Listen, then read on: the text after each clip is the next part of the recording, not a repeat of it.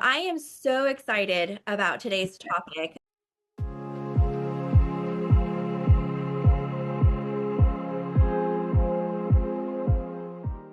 All right, guys, welcome back to the Reflection Room. I love, love, love this lady. We have had many conversations and have known each other for quite a few years now. And I asked her if she would feel comfortable in joining our next episode and sharing a little bit about her background, her history, definitely her knowledge in this specific area. And hopefully, this is going to be extremely beneficial to you all. So, let me introduce Jessica Tucker. Jessica, how are you?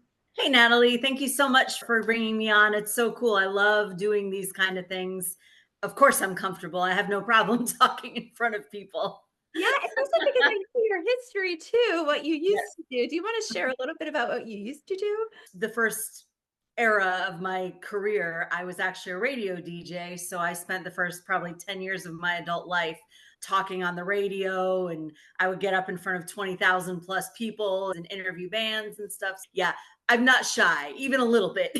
Oh, she'll definitely do this. Yes. So I'm so happy that you said Mhm. yes. Well, if you want to share with our audience a little bit about what you do now, so we know what you did before, but if you just want to fill us in on what you do now and a bit about your educational background as well. Yeah, yeah, of course. So I started in radio, as I told you already. But then when I was in my late 20s, I had a health crisis. And I always jokingly say my body betrayed me. And I pretty much lost everything and had to start over from scratch. And after some pretty dramatic medical stuff, I ended up not really in a place where I could continue to do what I had been doing. And my previous passions were taken away, and I was given a new passion. And if you want more about my specific story for anybody who's interested, I'm happy to share in more depth at that time. But basically, after coming back from some pretty dramatic health issue, traumatic brain injury, all sorts of other things, I developed a passion and love for science, which completely threw me because before all that, I had never been a science person. I Mhm. was the person who refused to take the biology labs in college because I didn't want to dissect anything. But then as I recovered, all of a sudden I'm like, this is so interesting. And I developed a love for it. I'd always been an athlete when I was growing up and bodybuilder in my early 20s. And so the next natural path, I went down the road of becoming a personal trainer, which then led me into the nutrition field because at that time in the state of Florida where I'm living, personal trainers weren't allowed to write diet plans for people because we didn't have the training.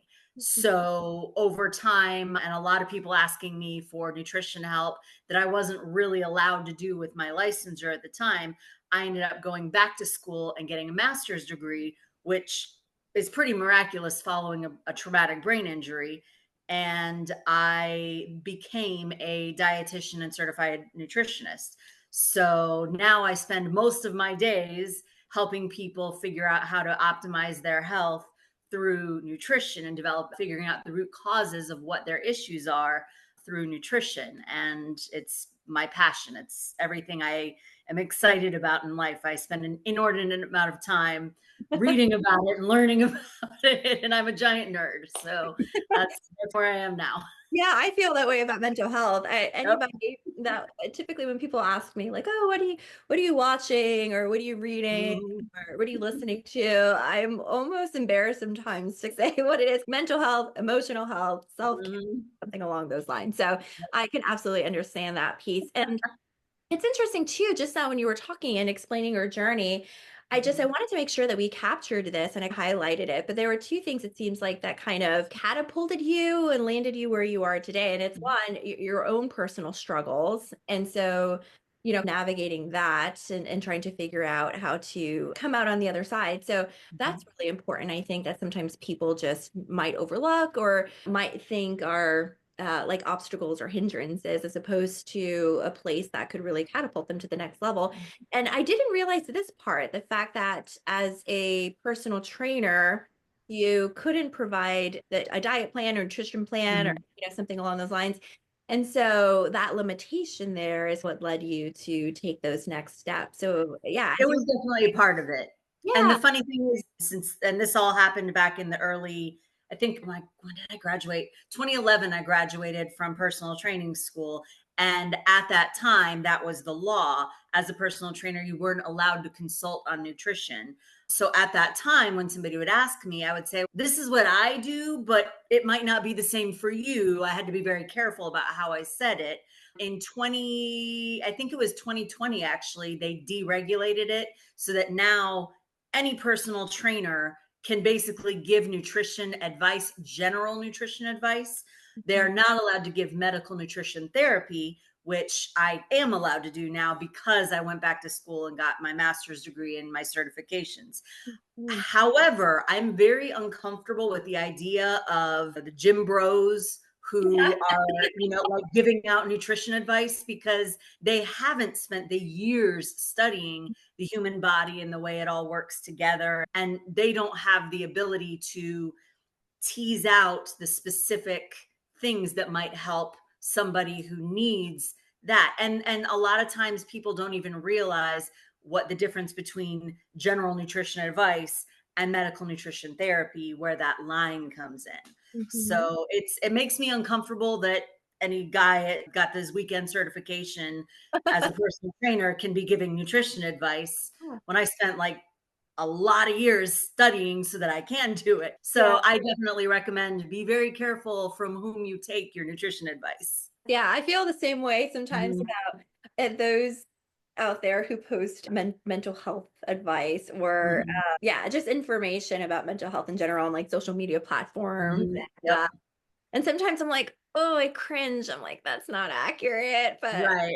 Oh, yeah, yeah. but it's a platform or anybody, I guess, can post. Mhm, But yeah, I always love asking for people to share their stories initially because mhm, very similar to myself, typically there's a reason why somebody has mhm, really landed where they've landed. And that was part of my story too in my journey and even bringing mhm, you on. I know I've shared this before, but I went through a struggle. It was like 2020, yeah, when COVID started and around that time. And I just was at a loss, had no idea what was going on internally with my body. I just didn't feel myself. I didn't know what it was, how to answer questions. I just knew to say, I don't feel like myself. And I yeah. started working with a nutritionist, and it honestly it transformed my life Mhm, completely. And things that I either overlooked or I didn't give much meaning to, like sleep patterns and just nighttime habits and routines. And again, some of the stuff that I was like digesting, I didn't realize that would have that much of an effect on my overall well being. And it just really did. It was like a 180 in my life. And so, yeah. I knew at that point, I felt like there was this section that we were just really overlooking. And Mhm. obviously, because it was out of our scope. And so that's when I was like, we need to bring someone on that specializes in this area. And so, yeah, that's when you entered in. I did want to start out, I think, with what I consider to be a complicated question, but it might seem very simple to you. It's Okay. people ask and they'll say, for us to define mental health, Mhm, emotional health, and just discuss a little bit about the differences between the two and the mhm. similarities and overlap. So I just wanted to start and ask you if you could define nutritional health or nutritional well-being. I guess those kinds of phrases that might be a bit broad, but what does that even look like? What exactly are we referring to here? I'm glad you said it's very broad and difficult to define. And that's a very true statement because unfortunately, there isn't a specific like form answer for every person. Everybody has to figure out a little bit about what works best for them and what they are going through and what their issues are. So many pieces come into play. Do you have a chronic health condition? Do you have any specific goals? Like, for instance, if you are trying to build muscle, if you're trying to lose fat, but basically everything that is going on in your body is going to be affected by how you eat. Hmm. And I tell everybody there's very few definitive answers that are the same for every person. The one thing I tell everybody is the closer we eat to the way that the food was originally grown or prepared, the better. I tell everyone if you want good nutritional health, I tell people skip the bakery because very few people need anything in the bakery. That's pretty much just sweets and stuff. But start the outside of the grocery store when you're shopping. So I tell my people, start in the produce section, because I'm thinking of how my Publix is set up, because I usually shop at Publix. So start on the outside, start at the produce, go to the meat section, get your eggs and your dairy, your cheese.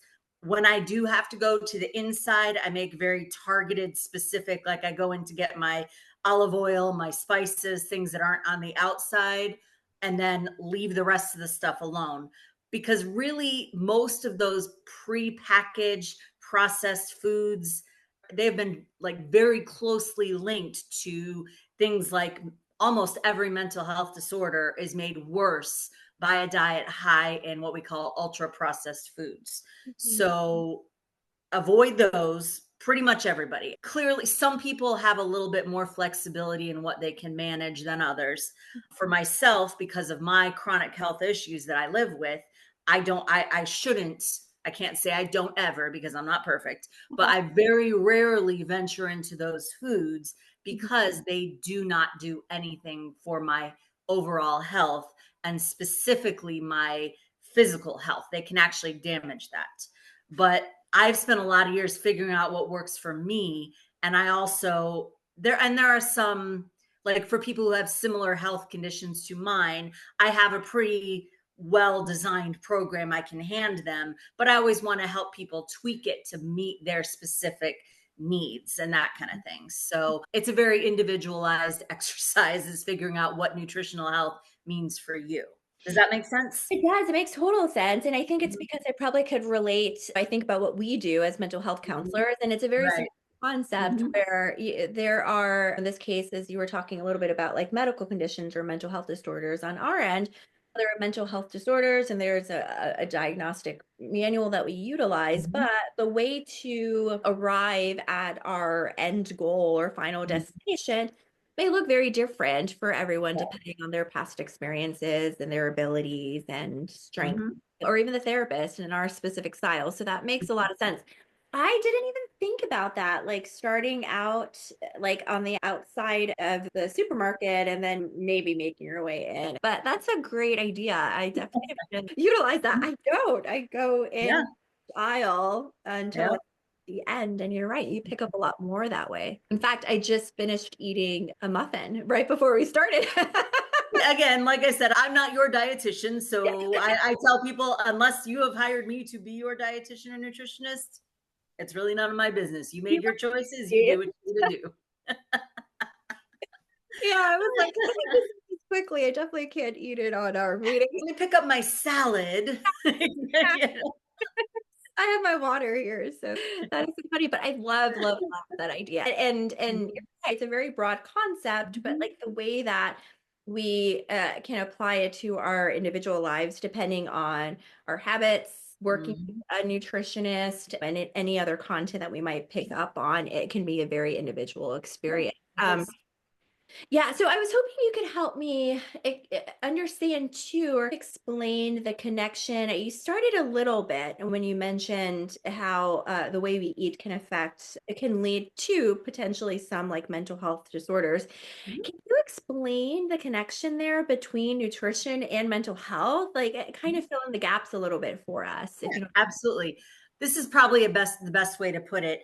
And I don't remember the exact percentage, but the majority of the neurotransmitters, which are the chemicals that your body makes to keep our brains balanced and healthy, the serotonin, the norepinephrine, the melatonin, all of those things, I think it's something like 40% or more are made in your gut.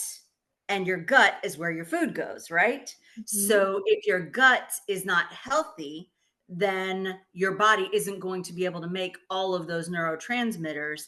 And most mental, not all, a lot of them have a hardened trauma and all that. I get that. But many mental health disorders have an imbalance in neurotransmitters and brain chemicals. Mhm. If I'm wrong, please correct me. I just, from Mhm. what I've read and what I know about and read about, a lot of them have their heart in neurotransmitter imbalance. When you eat things like hyper palatable, meaning they've been chemically designed to trick your body into thinking that it can't stop. And I taught a class recently on how to read food labels, and I put up the food label for a bag of chips. How many chips do you think is in a serving of chips? A single serving of chips. How many Oh chips? my gosh, I'm gonna totally fail this. I would Well, probably say 20. 11. And that's in one of the a bag of Lay's, like a normal bag of Lay's potato chips. It has 9 servings of chips in that bag. Wow. When was the last time you sat down and ate 11 chips? Never. Exactly. And that's because they're what we call a hyper palatable food. They have very highly paid food chemists who design these things to taste so good, and they are addictive. So they literally trick your brain chemicals into thinking you have to have more. And most people, and it's the same thing with a bag of Oreos. How many Oreos do you think is a serving of Oreos? Oh gosh, I don't even want. I mean, Yeah. I was at the fair the other day and Yeah, I know. I ate Oreos there, and I was mentioning to my friend that how Yeah. I have a sensitivity to Oreos. I just love Yeah. them. I don't know what would be It's the two. number. 2 Oreos. Wow. Yep. So that's again, that is another food that is hyper palatable. One is sweet and one is salty.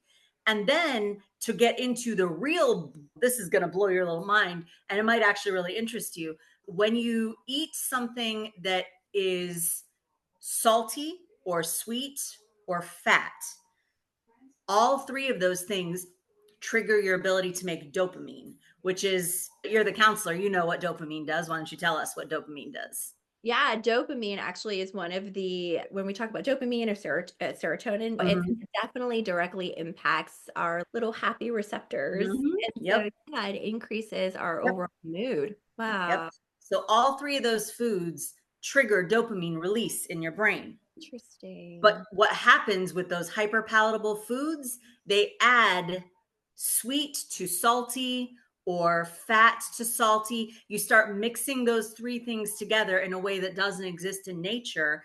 And now that dopamine is, instead of just a little spurt that makes you a little feel good, now you're like, your brain gets flooded in dopamine, which then triggers that addiction. Yeah. And that over time that derails your mental health and a lot of other things. So that all of the way that we eat directly impacts that.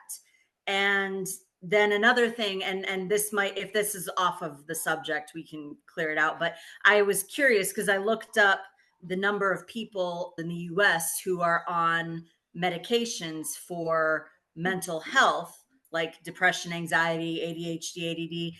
It's in the hundreds of millions. Mhm. And all of those medications, yeah, they help with those neurotransmitters, but they also deplete vital nutrients in your body.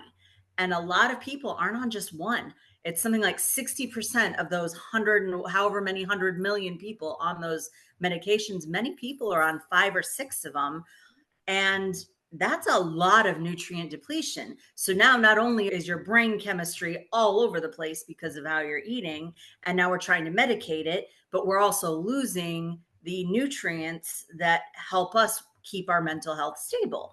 Mm. So to me, that's a very good reason to start with the root, which is keep our gut in good health, avoid those hyper processed foods, get lots and lots of fruits and vegetables and those healthy things that are going to be the components of those neurotransmitters.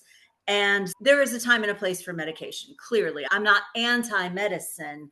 Mhm. I just feel like sometimes we rush to put, we don't want to, we start with prescribing medicine Mhm. rather than let's figure out if there's a better way, Mhm. and let's attack it from the root cause of the problem, which for Mhm. some people, they're eating a diet very high in hyper palatable, highly processed foods. Mhm. And that is tricking their brains and their bodies, messing with their neurotransmitters. And that can be the cause of many, not all, but many mental health disorders. Mhm. That's where I come from when I'm approaching nutrition for somebody with mental health challenges. Yeah, there's so much that you said there. I think we're highlighting a piece that doesn't get a lot of attention still. Mhm, We've come a very long way with breaking the stigma mhm, for mhm. mental health, attending counseling, seeing a therapist, Mhm. maybe joining a support group or a AA or NA or something along those lines. And then also with medication as well. I think for a while there, people were a bit hesitant or a bit shy to share Mhm. that, oh gosh, I do take this pill to take this medication for this specific disorder or diagnosis. But I think you're highlighting a piece that we really don't, I feel Mhm. like haven't moved as far within our society with highlighting the importance of the nutritional piece there. Mhm. But I love everything that you shared. And you said something, you used a phrase like starting with. And so I know you and I have talked a little bit about seeing Mhm. nutrition as a part of one's preventative care. Can you explain Mhm. a little bit about like why creating that mind shift and seeing it as a necessity, uh, Mhm. definitely a necessity and a part of our preventative care is so important. If you want to talk Yes. about that. Sure. Preventative care. You go to the doctor once a year to have blood work drawn, or to have, if you're of a certain age, you might have a colonoscopy or a mammogram. These things are preventative medicine.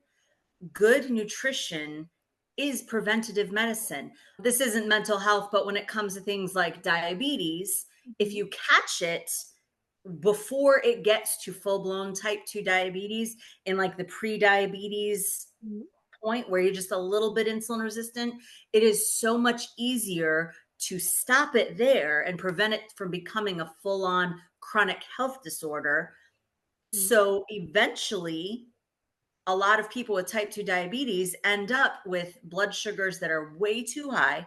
And that causes things like kidney disease, liver disease. It can impact your heart, it can impact all sorts of parts of your body. But the fun thing about that is there is a way to stop it before it gets to that point. mhm, And if you stop the diabetes before it becomes diabetes, now you never have to go on the medication. mhm, And even if you have insurance, copays add up. And people with type 2 diabetes, oftentimes their doctors want to see them every quarter. So every 3 months, they're going to the doctor. And if you have a, like my specialist copay, because a doctor who deals with diabetes is considered a specialist, the copay for a specialist is like $50. mhm, And then that, but that's not all you're having to do. Now you're also taking 5 or 6 different medications, because a lot of people with type 2 diabetes also develop high blood pressure, they develop high cholesterol, they develop a lot of other things. So they're a lot of times they're on 5, 6, even 7 or more medications. mhm, And every one of those medications has a copay. So now you're paying a lot of money for something that you could have fixed with some early on nutrition counseling. And when it comes to mental health, especially for things like ADD, ADHD, anxiety, depression, again, not always, mhm, but a lot of times there are things that we can do early on, or when the symptoms first start appearing. With my full time job, I work with people from all different walks of life. And I had one lady who she's feeling very depressed, and her doctor wants to put her on a medication for depression. But when I looked at her blood work, her vitamin D levels were almost non-existent. Vitamin D is one of the most important vitamins in the body for making serotonin and dopamine and those other neurotransmitters and brain chemicals that prevent us from feeling so depressed. mhm, So I got her on the sunshine protocol that I call, which is how I teach people to get the right type of sunshine. And we increased her vitamin D supplementation, took out some of the excess sugars and processed foods out of her diet. And she is feeling so much better. And I also taught her some breathing techniques to help with anxiety when she starts to feel anxious. And these things, and it may not work forever, mhm, because some people do need, I'm not throwing shade at medication. If I don't have my insulin, I would die. So mhm, like I know that sometimes some people cannot do it without the medication. So I would never look down on somebody for using a medication when they need it. But my take on things is, let's see if we can get you feeling better by improving your nutrition so that maybe you won't have to go there. Or Mhm. if you do have to go there, maybe you don't need as much of it, Mhm. or it more is a temporary thing. There's ways that we can manage it with nutrition without having to go to the medications right Mhm. off the bat. Yeah, as you were talking, I was reminded of my experience with my nutritionist, Mhm, and it one of the first things that she did was yes, request to see. I had mhm, just gotten my blood work done at my yearly checkup, and so she had asked to mhm, see a copy of that, and then also she asked me all of the medications and then also mhm. supplements that I was taking, Yep. and at the time. So there's this, I shouldn't laugh, but so there's this company, I won't name it, but I thought it was a brilliant idea. So you could actually hand choose, so pick and choose the supplements you want to take that you Mhm, think you're needing, and then they ship it to you every month. mhm, And they package it up in these little daily mhm. like packages and stuff. Yep. And I thought what a great idea. Let me pick and choose supplements that I think I need. And I had been doing that for some time. And so when I showed her all of the ones I was taking, her question was, have you tried receiving the benefits that these supplements offer you, but from the food that you take in? Um, Yep. and I hadn't. And so that was her goal, was to get me off Mhm, of the supplements and to figure out the right food that I could eat to mhm. receive those nutrients naturally, not from supplements. Right.